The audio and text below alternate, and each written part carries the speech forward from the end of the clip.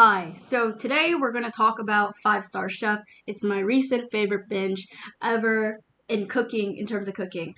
My family loves cooking. Well, we love watching cooking shows. My mom's actually a talented chef, but everyone else in my family cannot cook.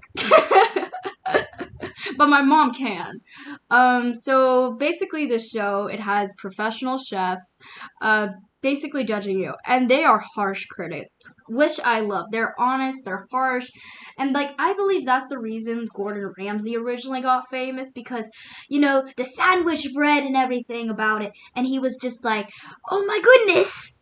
Oh my goodness, this is ridiculous. And like he's like screaming and he's like, are you an idiot sandwich? Are you an idiot sandwich? And you're just, and the person's like, yes, yes, I am an idiot sandwich. That show, that was like iconic, but like, you know, the thing is though, Gordon Ramsay has a heart. These judges do not have a heart. They do not. They do not give like an absolute. They do not care. They do not care if it hurts your feelings. They do not care if you're like, just going through a horrible day. They don't. They just want the best because like this is a reputation, and they're actually really serious about this. So here are the judges. I hope I say their names correct, so please don't come after me. Ravneet Gill, I love her. She is POC. I love that. I love that.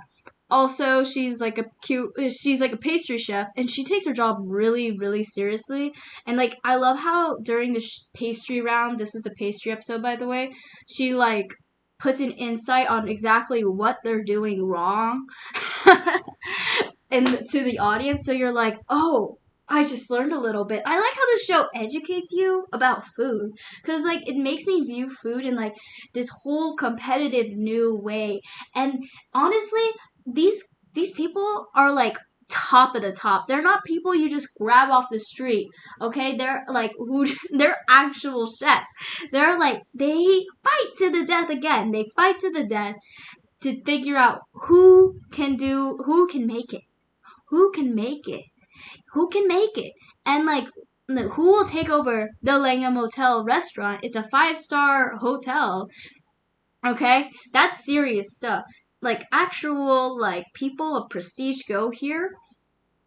Mm. So I wrote down a lot of notes because actually, like when I wrote down notes, I realized how educated I became in this sphere. Okay, also Mike Reed.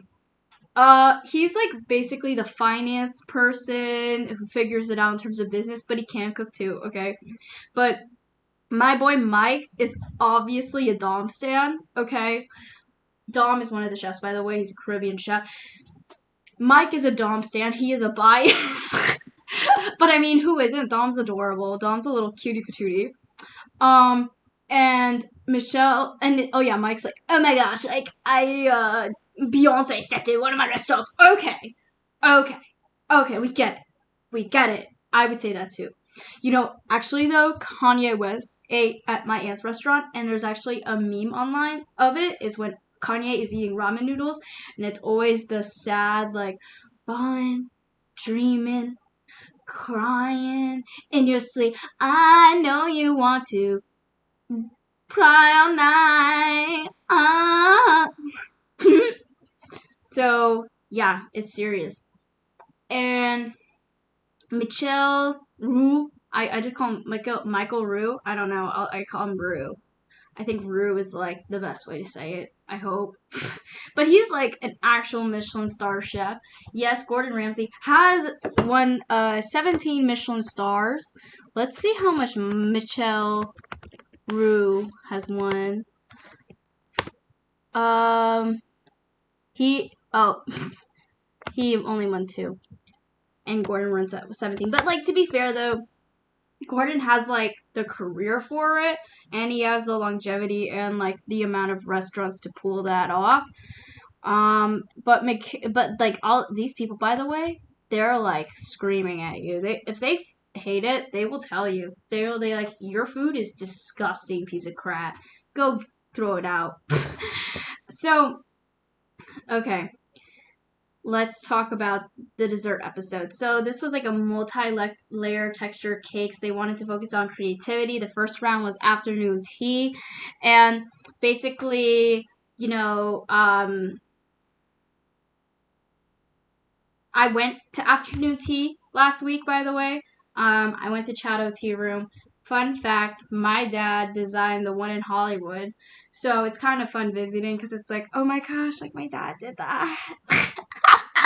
But I will say, though, the best afternoon tea experience I've ever had, well, the only memorable one, I would say. I mean, I've had an afternoon tea Chateau for like my birthday back it was like 13 or 12. But my favorite one was this spot in Rome, and they had this amazing rose tea. They knew exactly what to do with afternoon tea. Exactly. And that is full on to the most respect because it's like, damn, you guys know.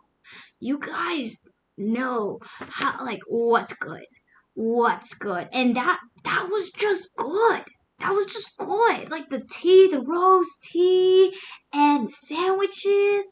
I was just enthralled in it. I was enthralled in it.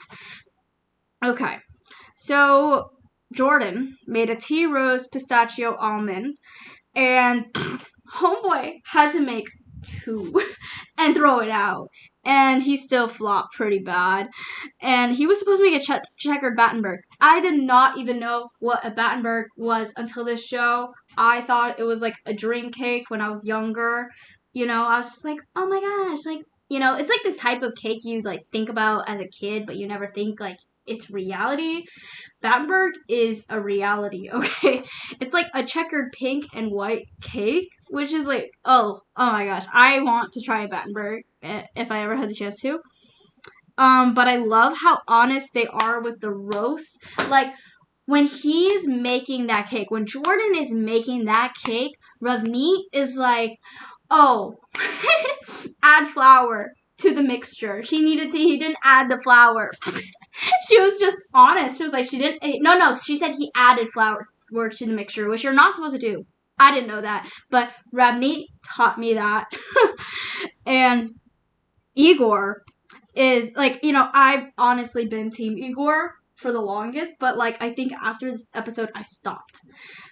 He's like obviously a front runner, but like dude has to make deer heart. I'm sorry. That sounds disgusting. Okay?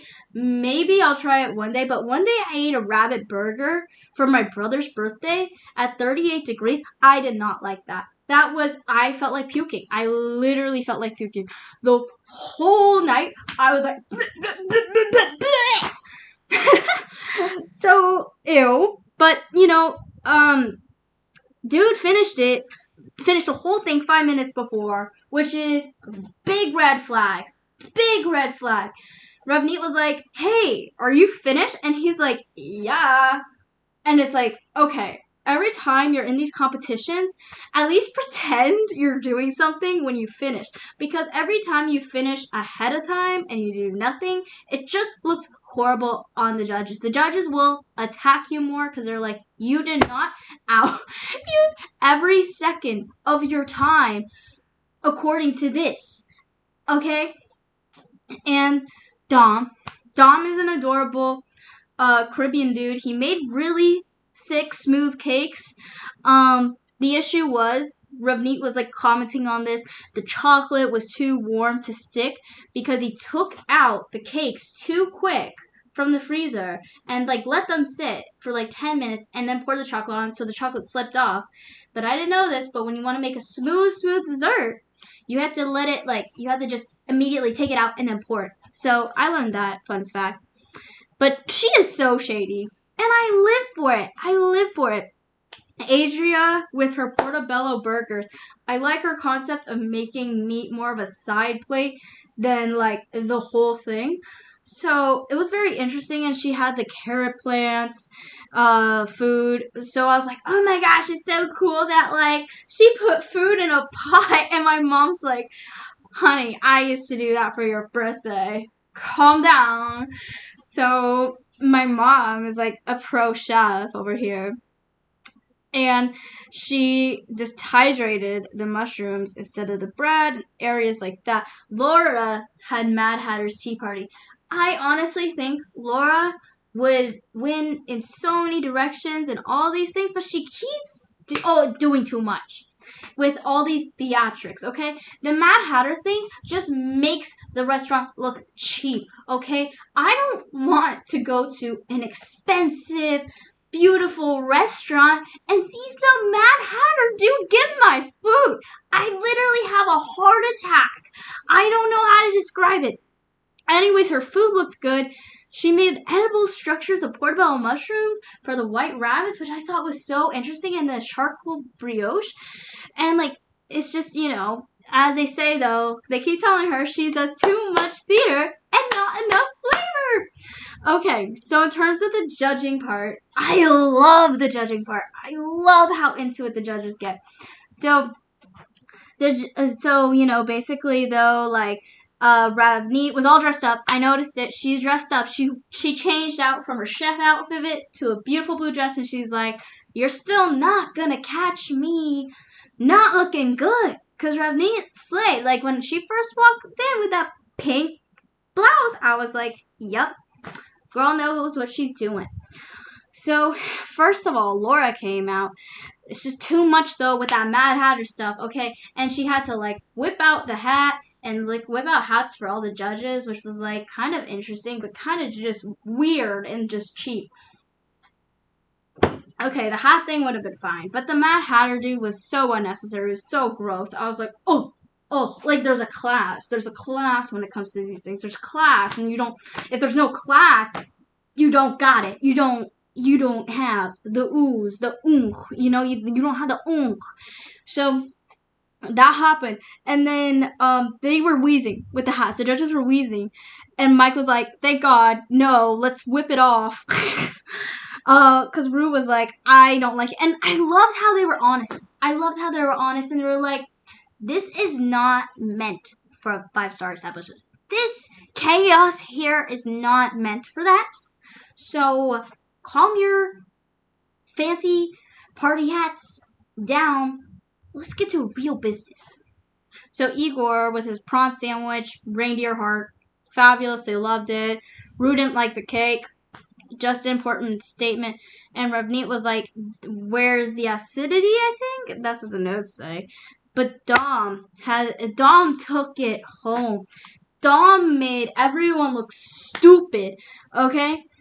By the way, though, I would be happy to eat at any of these chefs' establishments. Let me just say, despite all my criticism, I would be happy.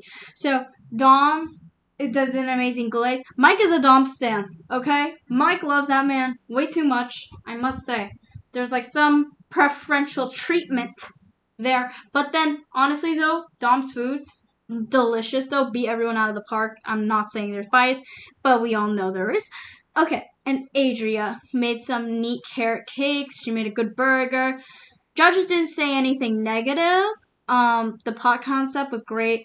Jordan, it was inexcusable. That food looked so bad. If I went into a restaurant and I got that, I'd be like, "No, no, I'm out. This is bad, bad, bad." So, it was inexcusable, okay? The Battenberg was not a Battenberg.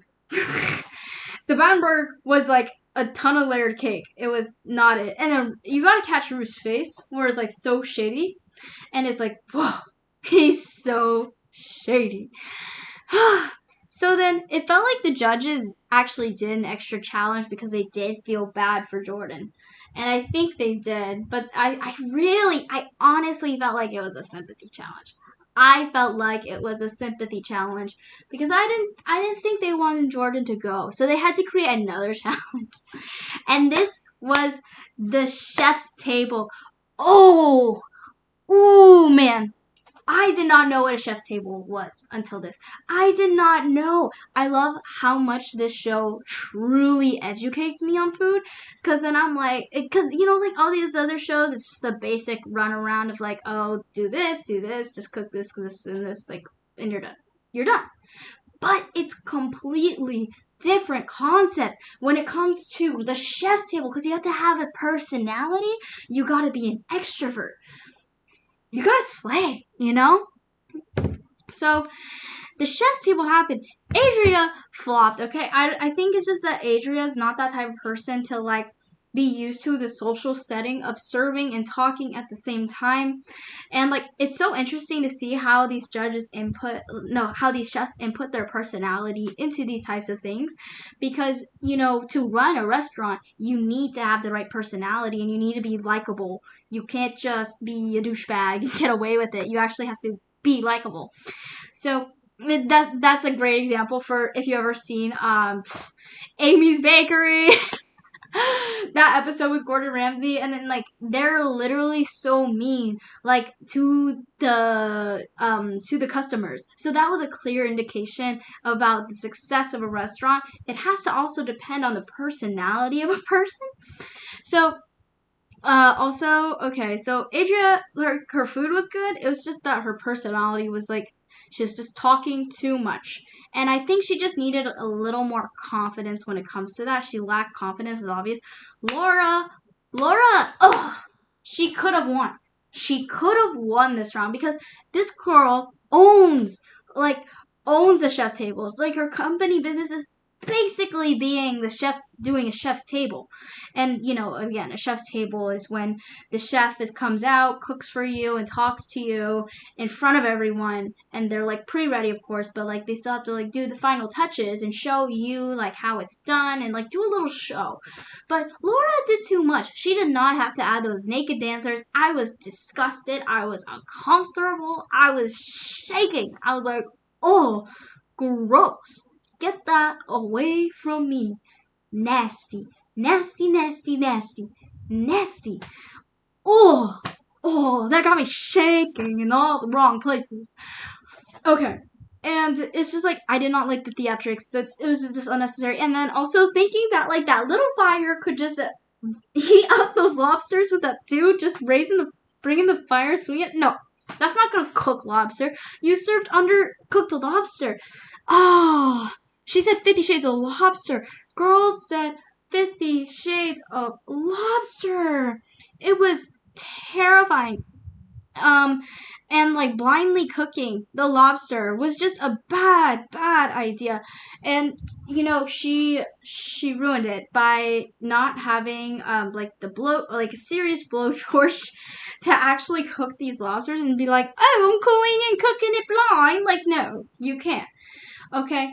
And Jordan basically cooked a pig. My mom was crying because it was like you got to see the head. I mean, I get that's like the whole point of it, but I was a little grossed out.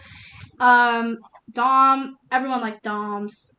Everyone liked Doms. Like, okay, also, by the way, this chef's table is based on course. So Dom made a tart and everyone loved it. And he had like a great personality. Dom can talk to people. I think that's like, he has the face. He has that adorable face where people are like, oh my gosh, like, I like this guy, And, I was like, oh, that's cute. That's cute. Igor, he was a little bit of a douchebag, okay? He was like, I am an artist. I am an artist. Like, I get it. But, like, you can't say, like, you're the best and shove it down everyone's throats. So that was his main downfall. I do believe his food was good, but 30 minutes. That's just awkward. I would not want to wait for my food for 30 minutes and just sit and watch the chef. And this is like, it's just bad. It's just sad. It sets a bad precedent. And, okay, but also going back to Jordan with that suckling pig. And he called him Porqué. You did not have to call him Porqué like that. It looked good, but basically, like, it was pulled pork. But, yes. But also, last note, though, basically, though, they said when Dom served that tart, all of them were saying our guests would love him. That's what they said. That's the important line. You gotta think about money here. Money. Not anything else. Money. Anyways, Laura had to go. Okay? Those theatrics were too much. Okay, but thank you for listening. But also, though, I just searched up 5-star chef, and these reviews are kind of mean, but like, Okay. Okay, 1 star. This person said, this is all on Google. I watched this Netflix show series. It's supposed to be reflect the kind of chef who would be able to run a 5-star hotel. This is a total biased ending of the show. Oh, I don't want to spoil it for myself, but it says it didn't seem the consistency didn't seem to suit the brief. What? And one they eventually selected for the role couldn't cope under pressure. Oh, that I mean it makes sense. I mean I'm not gonna spoil it for myself, but I think it sounds like Dom might win. But you know, I I do get why people do see there's a bias with Dom, but you gotta also think about in terms of money and how important that is. But honestly, I love this show. Please give it a watch. It's actually roast worthy. Like people roast it. No, they roast it. They roast it, and I love that. I love that they judge just go in on it. Okay, bye.